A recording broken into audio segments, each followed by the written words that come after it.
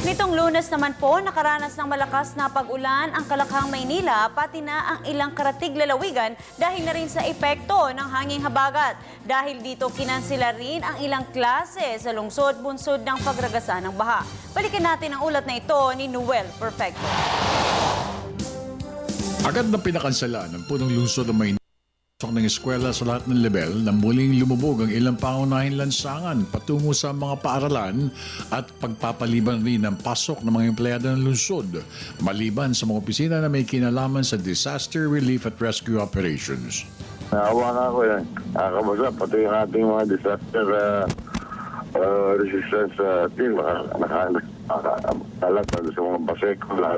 Pwede nga buti ng baha sa baseko. Medyo mababa yung baseko. Kaya nakabang naman sila.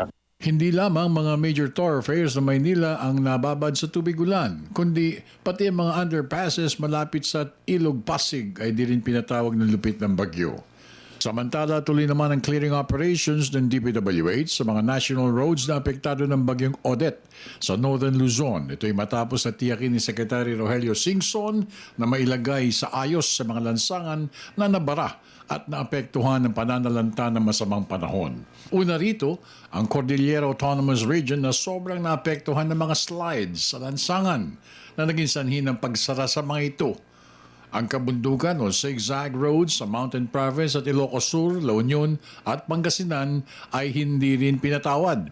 Pati Norte Apayao Road na nagkaroon rin ng mga slides, scouring, washout portions at mga nasirang pavement. Kasama rin ang Subic at Olongapo area sa Zambales, ang pansamantalang naipasara. Bunso na rin ng mga landslide at scouring effects dulot ng tuloy-tuloy na pag-uulan. Sumatotal, minamadali ng kagawaran ng pagsasaayos at pagkukumpuni ng mga nasirang lansangan para muling magamit ng mga motorista. Hindi naman nagpapahinga ang Coast Guard authorities sa kanilang pag-alalay sa mga nangangailangan ng kanilang tulong. Ayon kay Commander Arman Balilo, ang ahensya ay handa sa anumang serbisyo na may bibigay ng Philippine Coast Guard. Continuous yung monitoring ng Philippine Coast Guard doon sa mga bayan na kasalukuyang meron sama ng panahon, in particular yung Northern Luzon. As of now, meron pa rin mga stranded passengers, mga around 56. No? At sa Bicol, meron mga 30. May mga motor vessels na hindi pinalalayag.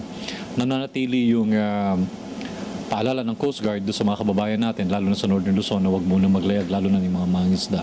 Para sa Telebisyon ng Bayan, ako naman si Noel Perfecto.